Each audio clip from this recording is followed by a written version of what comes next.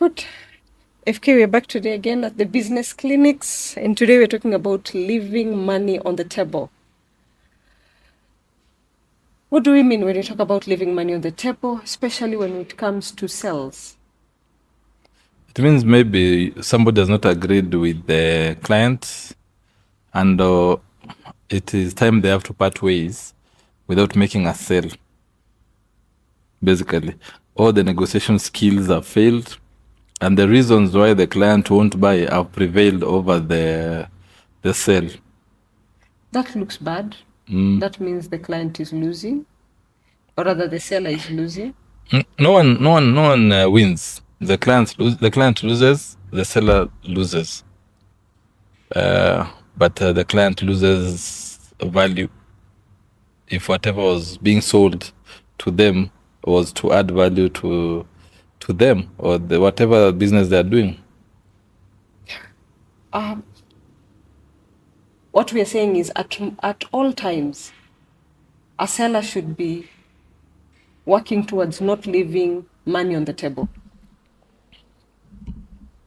That is the whole essence of sales, that we sell not to leave money on the table, but walk our way with it the right way. But maybe we can look at the reasons why people won't buy, why the client won't buy. Okay. Yes. And I think I have 5 reasons.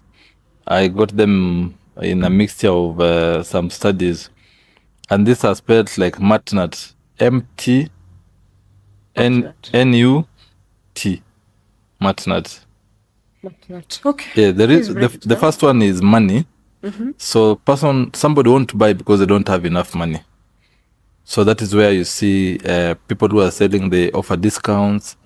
At times when you walk the supermarkets, you find that something is one big container, small container is tied alongside a big container to try and address the money issue.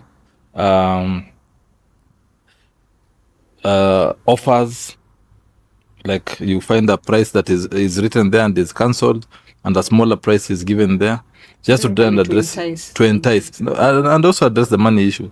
Okay. The other one is trust. People won't buy because they don't trust your product, they don't trust your brand, they don't trust you. If it's services, yes. So how people go around that is people quote authority. Like, look, I've worked with for so and so uses our products. This company does this, to try and go around the issue of trust. To build credibility. Yes, to build credibility. Then the third one would be need. Sometimes people won't buy because they don't need what you're selling at that point. So you have to create the need. Solving problems. Yes, you have to make sure that whatever you're selling is speaking to a need that is either there or not, or is coming. Okay. Yes. Like people will only sell umbrellas when it is raining. The need is ripe. We've talked of umbrellas, and I've remembered there was a hawker that I met some time back, and he was hawking sufurias. And when I met him an hour or two after. No, I remember the story. No. You're selling umbrellas. You're selling umbrellas. No, okay. The one that I'm referring to was selling sufurias, and then I think I found him another season, and they were selling plastic plates, basins. Then I was like, oh, you graduated from hawking cooking pots and pans to plastic containers. He said, it's right now it's sunny. When it's sunny, I don't sell metal stuff because they burn me when I walk around with them. So that is somebody who knows their product and who knows what they're doing. And the changing seasons. Yes, and the changing seasons. So need. So we talked about money, trust, need. People won't buy at times because they don't need that product. Then the other one is urgent. Remember I said at MATNUT, people won't buy because the thing is not urgent. That's why you see adverts say buy now while stocks last. So they try to create some sense of urgency. Okay. When you go to the supermarket, you find that there's an offer that is running between this time and this time. Member clubs, they do membership drives, discounted membership drives between this time and this time.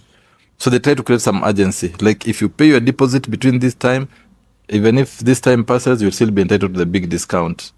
Yes. Then the last one is time. People don't buy because they don't have time. They're in a hurry. So that means you set up appointments. Is that where you book appointments? That's why you book appointments. Yes. Well, even when you call, don't just call somebody, like making cold calls. You don't make and call and then you start selling straight away. You say, hello, is this so and so? My name is so and so from this place. Do you have a minute? Yes. So that they create time for you. Yes. Then they tell you, I don't have time right now. Let's talk tomorrow at 10. Don't wait tomorrow at 10 to call them. By 9:30, you need to text them. Let them know that you'll be calling them in half an hour's time. Those are tips right there. So that they are waiting for your call. So you try to create time. Okay. Yes. Now, at that point now we're talking about how not to leave money on the table. When we work on this MatNat, then we are not able. So at the point somebody leaves money on the table, if one of those points, 5 MatNats has prevailed,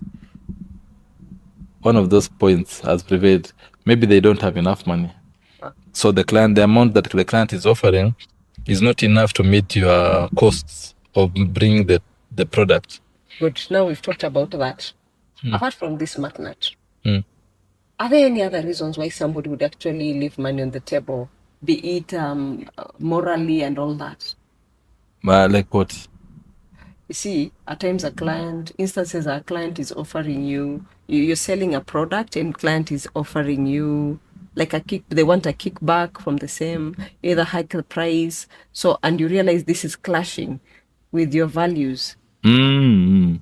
Unfortunately, we live in a society that is, I don't know what to say, but the level of moral decay when it comes to procurement and payments is very high. Like for you to get a tender to supply or to get a sale from a company, there's somebody that you have to bribe, like grease their pocket there for them to give you that order. And then when you get that, for you to get that order, now it reaches somewhere where you have to price. Then they'll tell you, okay, if you're selling each unit at this amount, please increase. If you're selling at 500, just put at 800. Then the amount above will be mine. Then you're like, this person does not, even out of that 500, maybe your profit is only 200 or 100 per piece. But this guy is making 3 times what you're making, yet he doesn't have the factory, he doesn't do the hustle. That's very bad. So at that point, then, depending with your morals, you're justified leaving that money. You can leave. Even worse, maybe if you're selling 500 per unit, they say, okay, put it at 2,000. They make 1,500. You make your 500, the one that you quoted. And then you've made the sale, you've supplied, now you're waiting for payment. The guy who is paying you tells you now, for me to release your payment, you have to, my friend, those ones, in fact, don't just leave, run. Run, leaving the money on the table. Just leave the money on the table. You won't die. Good. So now we are seeing instances where we should actually leave money on the table, where it conflicts with your moral, moral upbringing. That's what I would call it. Not upbringing, but basically morality. Your morals. Morality. Okay. Good.